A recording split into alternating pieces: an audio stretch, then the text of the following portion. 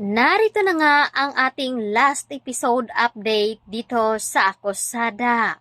Tuluyan na nga bang magpapaalam itong si Dennis matapos ngang malaman at hinahabol ito ng mga kapulisan tungkol sa kasalanan na kanyang ginawa. At dahil dito ay malungkot naman itong si Rooney dahil nagpaplano na ngang magpakasal muli itong si Wilfred at Carol. Kaya naman sa simbahan ay muling nag-propose itong si Wilfred. At tuwang-tuwa naman itong si Carol dahil sa wakas ay tapos na nga ang kanilang problema dito kay Dennis at napakulong na nga nila ito. Samantalang sa simbahan naman kung saan ay nakita nila itong si Rooney at doon nga ay nagtampo nga ito dahil hindi daw ito imbitado sa kasal nila ni Wilfred at Carol. Humingi naman ng dipinsa itong si Carol dahil malaki ang utang na loob nila dito kay Rooney dahil napapaniwala nila itong si Dennis. Gawa nung pagtulong ni Rooney sa pakiusap ni Wilfred na tulungan sila. At dahil dito ay pumapayag na nga ba itong si Rooney na muling magpakasal si Carol at Wilfred na ngayon ay malaki nga ang gusto ni Rooney dito kay Wilfred. Ano nga ba ang gagawin nito na si Carol pa rin ang pinipili ni Wilfred na magiging asawa niya?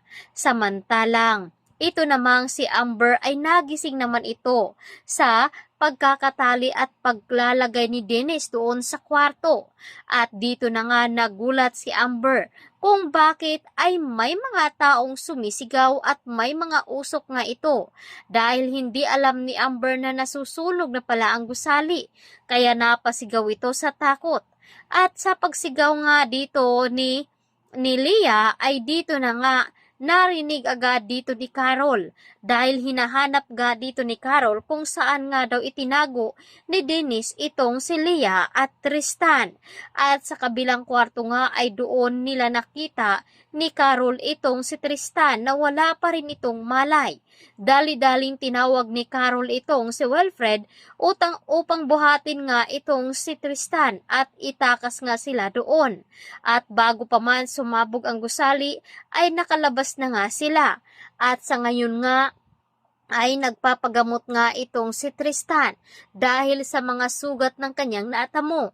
Samantalang si Leah naman ay dinala din nila ito sa ospital dahil na-trauma nga ito sa ginawa ni Dennis sa kanya at dahil doon sa pinainom nito. Samantalang ito naman si Wilfred at Carol ay bumisita nga sila sa hospital.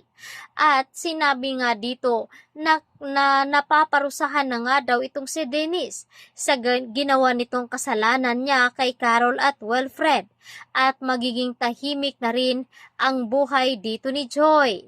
Kaya tutukan natin kung ano nga ba ang mangyayari.